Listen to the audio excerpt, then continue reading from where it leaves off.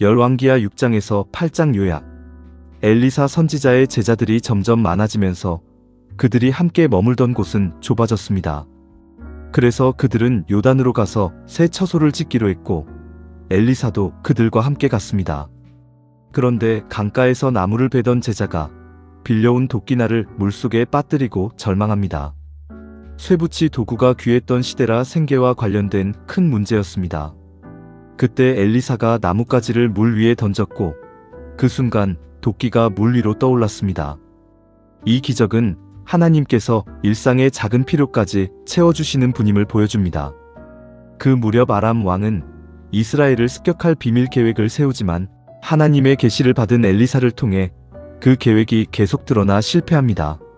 신하들로부터 선지자 엘리사에 의해 비밀이 새고 있다는 보고를 받고 아람 왕은 엘리사를 잡으러 도단 성으로 대군을 보냈습니다. 이른 아침 엘리사의 사환이 성 밖을 나갔다가 말과 병거로 빽빽이 둘러싸인 군대를 보고 두려움에 떨었습니다. 그때 엘리사는 조용히 말했습니다. 두려워하지 말라. 우리와 함께 한 자가 그들과 함께 한 자보다 많으니라. 그리고 기도하자 사환의 눈이 열리고 불말과 불병거로 가득한 산이 보였습니다. 곧이어 엘리사는 아람 군대의 눈을 어둡게 하여 그들을 북이스라엘 사마리아로 인도해 왕 앞에 세웠습니다. 왕이 그들을 죽이려 하지만 엘리사는 죽이지 말고 음식을 대접하여 돌려보내라고 했습니다. 결국 아람 군대의 침략은 멈추었고 이 사건은 원수를 사랑으로 대하는 하나님 나라의 방식을 생생하게 보여주었습니다. 하지만 이스라엘의 죄악이 쌓이자 아람 왕 베나다 사람이 다시 침공해 사마리아 성이 포위됩니다. 포위가 길어지자 나귀 머리 하나가 은 80개에 팔리고 비둘기 똥도 식량으로 팔릴 만큼 극심한 기근이 찾아와 어머니들이 자녀를 서로 먹는 참혹한 상황에 처합니다. 이 이야기를 들은 이스라엘 왕은 옷을 찢으며 절망했습니다. 왕은 이 모든 재앙이 엘리사 때문이라며 선지자를 죽이러 사람을 보냈습니다. 하지만 엘리사는 이미 이를 알고 사자가 오기 전에 하나님의 말씀을 선포했습니다.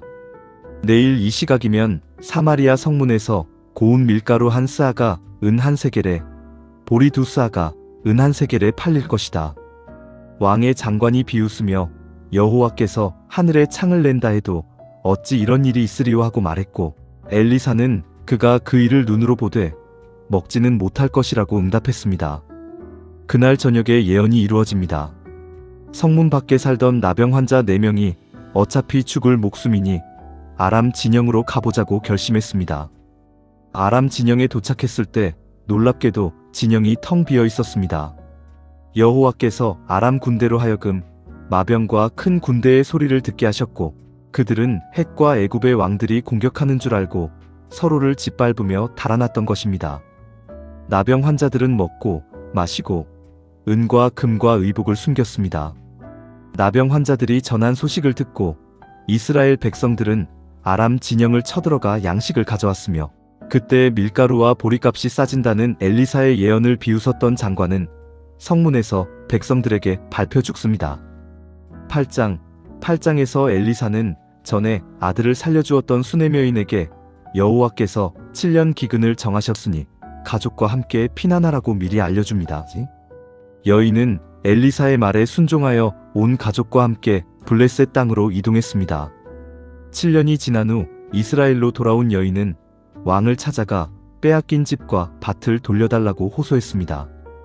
왕은 엘리사의 사환 게하시로부터 엘리사가 행했던 그 여인과 아들에 대한 기적 이야기를 듣고 그녀의 집과 밭은 물론 7년 동안 땅에서 난 소산까지 돌려주도록 명령했습니다.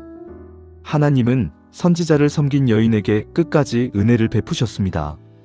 이후 본문은 아람 왕 베나닷과 하사엘 이야기로 이어집니다. 아람 왕 베나닷이 병들어 있었는데 왕은 하사엘을 엘리사에게 보내 자신이 살 수 있을지 물었습니다. 엘리사는 왕이 병 자체로는 죽지 않겠지만 결국 죽게 될 것이라고 말합니다. 그리고 하사엘을 바라보며 옵니다. 엘리사는 하사엘이 장차 아람 왕이 되어 이스라엘 백성에게 큰 고통을 줄 것을 알았기 때문입니다. 하사엘은 자신이 어떻게 그런 큰일을 행할 수 있냐고 놀랐지만 이튿날 그는 베나닷의 얼굴에 이불을 덮어 질식시켜 죽이고 스스로 왕이 되었습니다. 8장의 마지막은 유다 왕실로 시선을 옮깁니다. 이스라엘 왕 요람 제위 제5년에 유다의 여호람이 왕이 되었습니다. 그는 북이스라엘의 악한 왕 아합의 딸과 결혼하여 아합 집안의 길을 걸었고 여호와 보시기에 악을 행했습니다. 그럼에도 하나님께서는 다윗 왕의 계보를 잇기 위해 유다를 멸하지 않으셨습니다. 이어 아하시아가 그의 뒤를 이었지만 그 역시 아합 집안의 사위로서 북이스라엘과 연합하여 아람을 쳤습니다. 본문은 왕가의 죄가 대대로 이어지는 비극적인 상황 속에서도 하나님의 언약은 끊어지지 않고 계속됨을 보여줍니다.